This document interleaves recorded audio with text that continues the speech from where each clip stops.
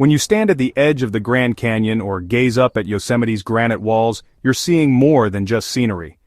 These parks weren't chosen only for their beauty. They were often lands considered unfit for farming or industry. But for thousands of years, these places were home to indigenous peoples. Their stories and stewardship shaped these landscapes long before they became parks.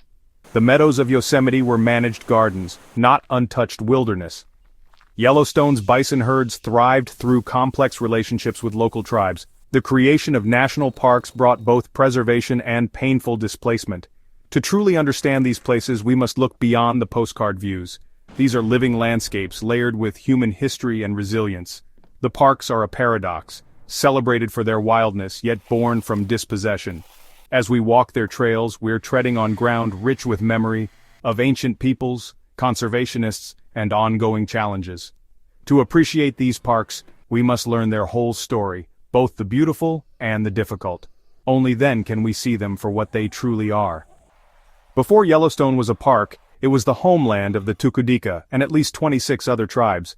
These lands were not wilderness. They were home, sacred, and carefully managed. The Ahwahneechee shaped Yosemite Valley for centuries, using fire to tend the land. But settlers saw only wild paradise, and indigenous peoples were violently removed. The idea of pristine parks was built on erasing native presence and knowledge. Displacement shattered communities and severed ancient ties to the land. Without indigenous stewardship, even the landscapes changed. Forests thickened, fires worsened. The parks preserved beauty for millions, but at a deep cost to the first peoples. Their legacy remains hidden beneath the myth of untouched wilderness. The national park idea was born from passionate debate and imperfect heroes. John Muir inspired a nation to see nature as sacred, but failed to recognize indigenous connections to the land. Early conservation often valued scenery over justice, saving valleys but ignoring those who called them home.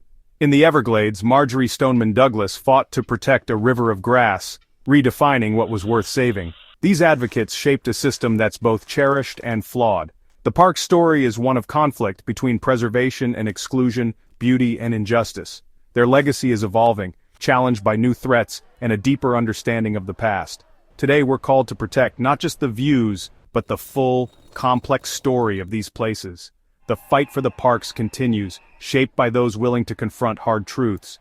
Our vision of conservation must grow to include all voices and histories.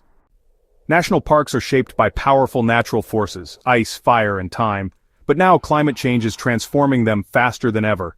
Glaciers in Glacier National Park are vanishing. Joshua trees may disappear within decades. Rising seas threaten coastal parks, while wildfires burn hotter and larger.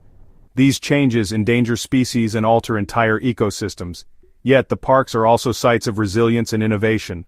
Scientists and managers are restoring habitats, adapting to new realities, and educating visitors. The parks are no longer static refuges. They're on the front lines of our planet's greatest challenge. They remind us that nature is dynamic, and our stewardship must be too. The future of these landscapes depends on how we respond now. The story of America's national parks is still unfolding.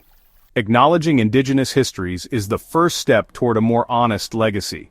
Co-management and the return of traditional practices are reshaping how parks are cared for.